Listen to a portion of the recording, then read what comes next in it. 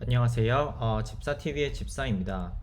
오늘은 렘데시비어의 작용 기준을 정리하기 위해서 돌아왔습니다. 근데 이미 다른 유튜브에서도 이미 커버가 됐었고요. 다른 구글에서도 검색해보니까 이미 설명하신 좋은 글들이 많이 있더라고요. 그런데 왜 제가 이걸 다시 하느냐 하면은 그동안 제가 코로나 백신에 관련된 영상들 위주로 많이 했어요. 백신의 중요성을 많이 강조를 했고 한국에도 백신이 이제 나오면서 사람들이 코로나가 끝나가는 것이 아니냐라는 생각을 이제 하시더라고요. 제가 말할 때는 아무도 믿지 않았지만 이제 하시기 시작했는데, 근데 정말 일상으로 돌아가는 건 물론 가능합니다. 백신만 있어도. 근데 정말 코로나를 종식시키려면은 백신만으로는 부족하죠. 그래서 사실 코로나 치료제가 필요합니다. 코로나 치료제라는 거는 이미 비상사용 승인들이 난 것들이 있지만 제대로 잘 작동하는 약은 사실상 없다고 해도 과언이 아니죠. 그렇기 때문에 아직도 많은 회사들이 이제 백신이 됐으니까 이제는 치료제 차례다라고 생각하면서 엄청 푸시를 하고 있는데, 그런 의미에서 이제 알약으로 먹을 수 있는 그런 코로나 약을 모두들 원하잖아요.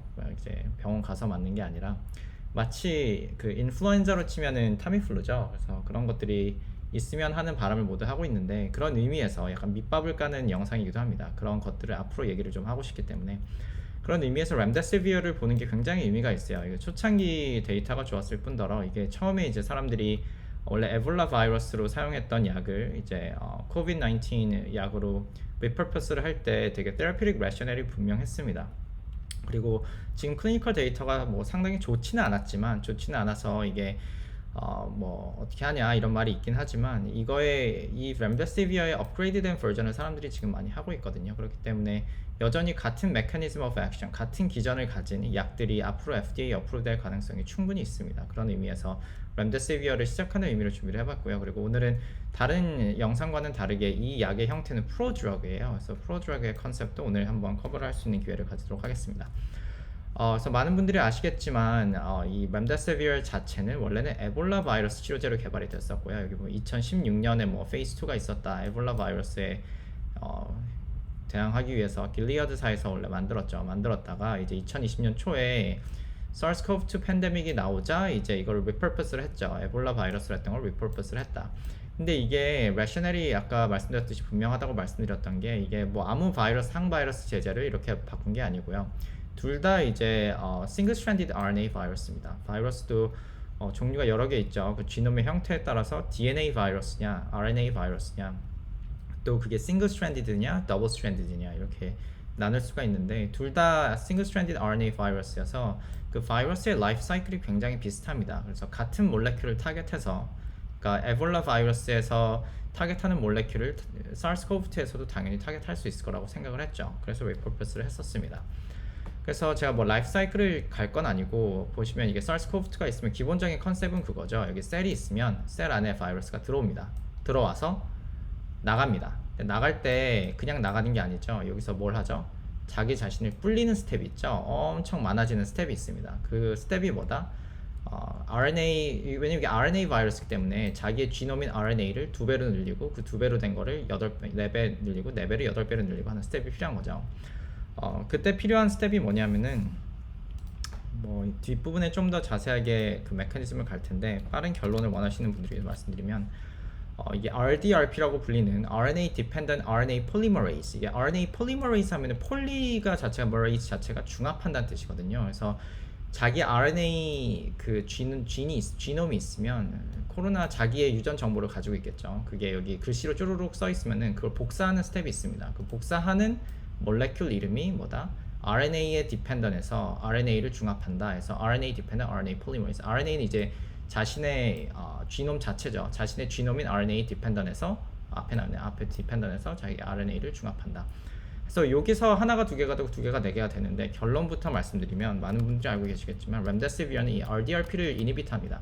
그 이니비터는 자세한 메커니즘 뒷부분에 할게요. 근데 여기까지만 해도 누가 물어봤다, 렘데시비어 뭐 하는 거야? 그러면은 바이러스 들어가서 증폭할 때 그 RDRP를 이니비터는 역할을 한대 라고 해도 아무 문제 없죠. 이미 결론은 났습니다. 뒷부분엔 이제 제가 좀 더 전공 분들이나 좀 더 디테일한 것들을 궁금하신 분들을 위해 남겨두기로 하겠고요. 그리고 항체 신약 저희가 했던 뭐 셀트리엔에서도 만들고 했던 그 항체는 뭐였죠? 이 바이러스 엔트리를 뉴트럴라이즈 해서 엔트리를 방해하는 거죠. 요 스텝을 막는 겁니다. 그 그 외에도 다른 여러 가지 바이러스의 라이프 사이클에서 각각의 스텝마다 사람들이 생각하는 테라피틱 레셔널이 있어서 항바이러스제를 만들어 왔습니다. 근데 뭐 지금까지 대단히 성공적이었다라고 할 만한 건 아직 없죠. 근데 오늘 이 라이프 사이클을 한 거는 물론 메커니즘을 이제 쉽게 인트로듀스 할 수 있는 것도 있지만 기본적으로 제가 한 가지 보여드리고 싶은 게 있어서 그런데 여기 바이러스가 들어와서 이제 나올 때 자신에게 필요한 머시너리를 자기가 만들거든요. 이게 viral RNA가 있으면 그 viral RNA로부터 자기를 증식하기 위해 필요한 도구들이 있겠죠. 가위도 만들고 뭐 삽도 만들고 뭐 그런 만드는 스텝이 있습니다. 그걸 이제 translation, RNA로부터 프로틴을 만들어내는 스텝이 있는데 자기의 RNA 지놈을 가지고 자기가 필요한 설계도를 가져와서 자기가 조립한 거예요. 굳이 말하면 레고 블럭을 모아서 자기가 필요한 걸 만든 스텝인데 그 만들고 나서 그 만든 것 중에 하나가 RDRP고요. 이해가시죠? 자기 지놈에서 나온 게 RDRP입니다. 그 만들 때 뭐가 나오냐 제가 약간 인트로듀스를 해드리고 싶어서 하는데 뒷부분과 연관되거든요. 자기 보면은 이게 코로나 바이러스의 지놈이면 Open Reading Frame 1A, 뭐 Open Reading Frame 1B 이게 같이 나옵니다. 그래서 프로틴 이름이 PP1AB 이렇게 나오면 여기 프로티즈가 이제 involve가 돼서 길게 나온 프로틴을 이제 쪼가리를 내요. 쪼가리 내서 그 쪼가리 중에 하나가 RDRP. 또 다른 쪼가리 중에 하나가 이게 보이시나요? 엑소누클레이즈거든요.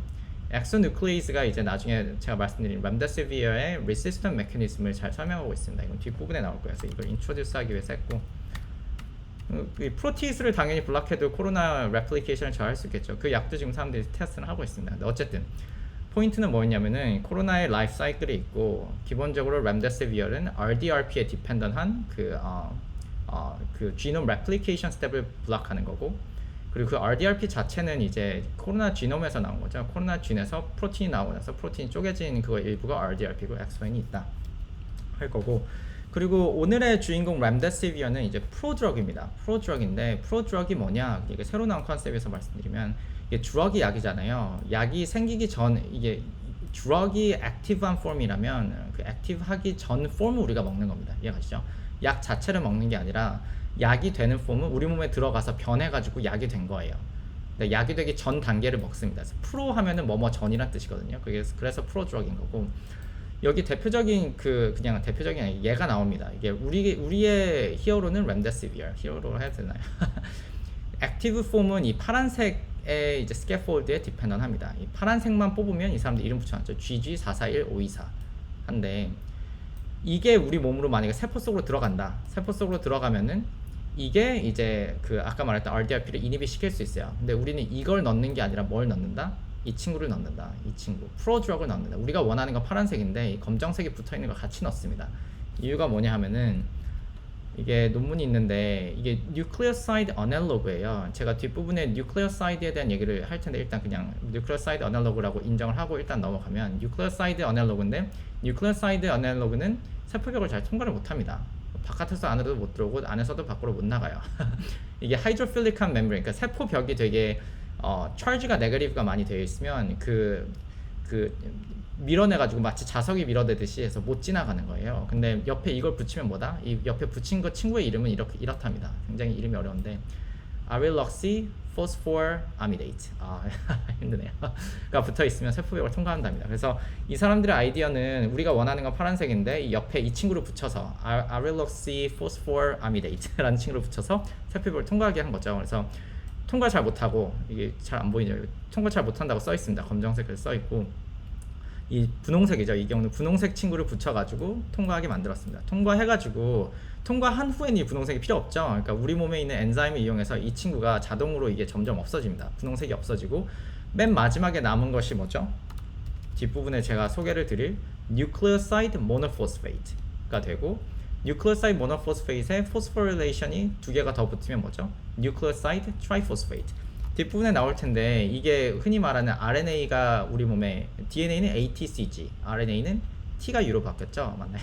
AUCG 이렇게 되는데 AUCG 중에 A랑 되게 비슷하게 생겼습니다. 그래서 A가 들어갈 자리에 이 친구가 대신 껴들어가는 거예요. 그래가지고 여기 원래 RNA 지놈이 복사할 때 가나다 훈민정음 뭐 나란말싸미 둥기게 달아 있으면 똑같은 걸 복사해야 되는 거예요. 복사되는 것도 나란말싸미 둥기게 달아가 복사가 돼야 되는데 나란말싸미 둥깃 하다가 막 영어 알파벳이 들어가 버린 거죠. 그래가지고 복사를 잘 못하는 겁니다. 이해가시나요? 기본적인 컨셉은. 그래가지고 이 nucleoside analogue가 이제 바이러스 레플리케이션을 저해하는 요소로 이제 코로나뿐만 아니라 에볼라뿐만 아니라 다른 그 RDRP를 사용하는 다른 그 바이러스들에서도 상당히 많이 쓰여 왔어요. 이해가시죠? 뭐 대단 특별한 신약이 아닙니다. 메커니즘은 이미 있던 거예요. 그래서 이미 사실 메커니즘을 다 설명을 들었는데 여기 포인트는 뭐냐면 렘데시비어는 프로드럭 형태의 아데노신 뉴클레오사이드 어널로그다. 그래서 앞에는 약간 일반인들한테 말한 거면 이제 전공사님들한테 그 렘데시비어 뭐야 이렇게 물어보면 이렇게 하면 되죠. 프로드럭 형태의 아데노신 뉴클레오사이드 어널로그야 이렇게 말하면 대단하네 이렇게 되는 거죠. 이렇게 되는 거고.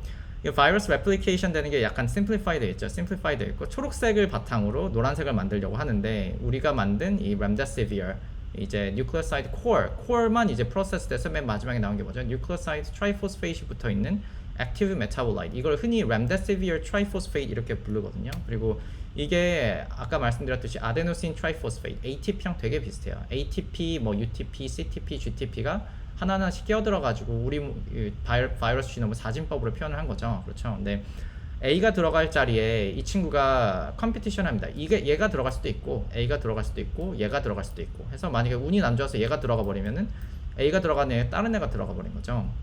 그래서 제가 다른 구글 해보고 한국분 다른 과학자분들 설명해 놓은 거 보니까 이제 설명 그렇게 하더라고요. 이렇게 되면은 이제 replication 되는 게 RDRP에 그게 저해돼 가지고 이게 termination 일어난다 이렇게 말을 하는데 remdesivir는 사실 엄밀히 말하면 termination은 아닙니다. 그래서 뒷부분에 정확한 메커니즘을 좀 설명드리려고 하는데 그래서 껴들어가면은 바이러스 replication이 저해되는 건 맞아요. 근데 어떻게 저해되냐 이 설명을 다른 뭐 영상이나 뭐 이런 다 잘못 설명했더라고요. 그래가지고 정확하게 좀 설명을 드리면 왜냐면 근데 terminate 된다고 말하는 게 이게 이해가 되는 게 다른 nucleoside analog는 그 RDRP에 의한 그 바이러스 replication 될 때 RNA 중합을 terminate 합니다. 그래서 nucleoside analog가 RDRP를 저해하는 방법이 크게 세 가지인데 제일 많이 사람들이 예로 드는 게 이 친구죠.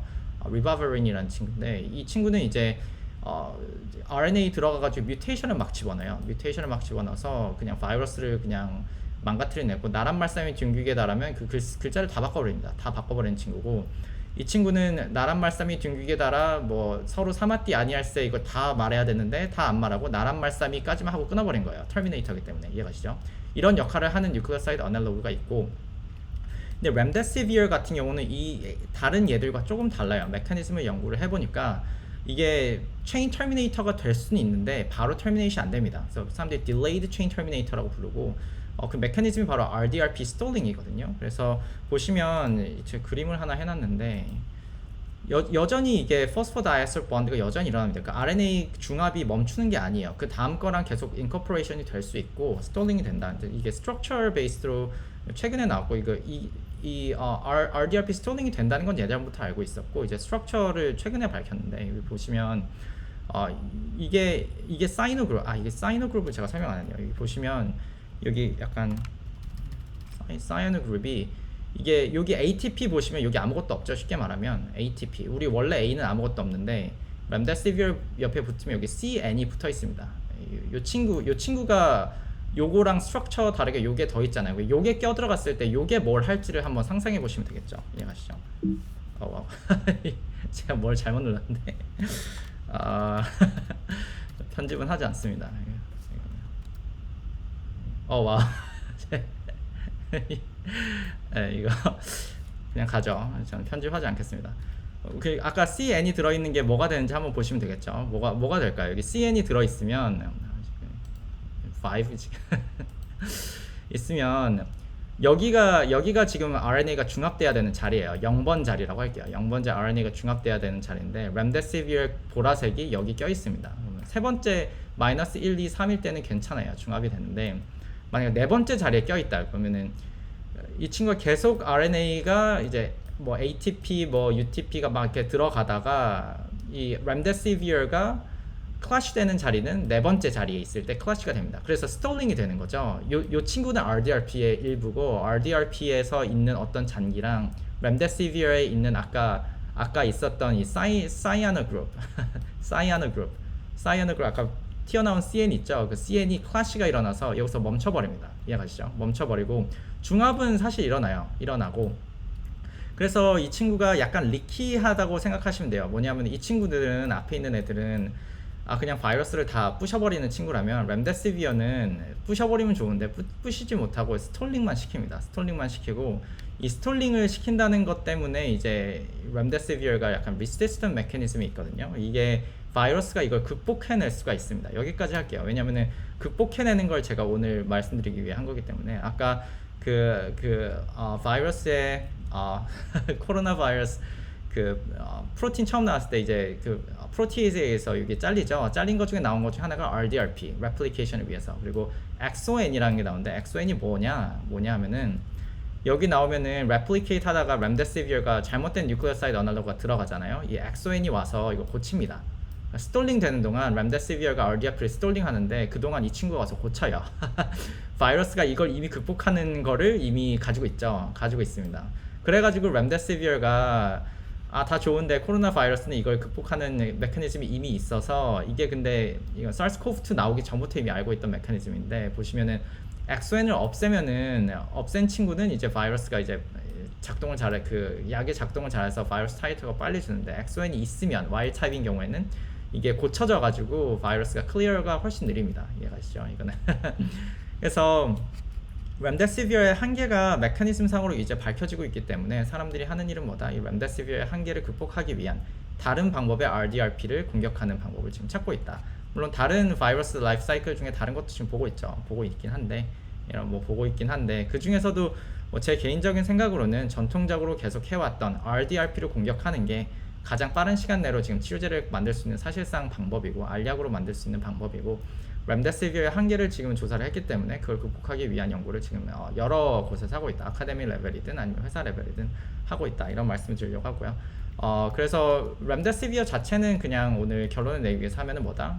프로드럭 형태의 아데노신 뉴클레오사이드 아날로그다. 그래가지고 RDRP가 RNA 자체를 바이러스가 자신의 RNA를 지놈을 replicate 할 때 껴들어가가지고 이 replication을 저해한다. 저해하는 메커니즘은 termination은 아니고 termination은 잘못된 설명이고 다른 영상이나 그래서 잘못된 설명이고 정확한 설명은 delayed chain terminator 아니면 RDRP stalling으로 설명하는 게 맞다. 그렇죠. 이게 사실 resistant mechanism이 되는 원인 중에 하나다. 이렇게 해서 오늘 정리를 하겠습니다. 여기까지 하죠. 감사합니다.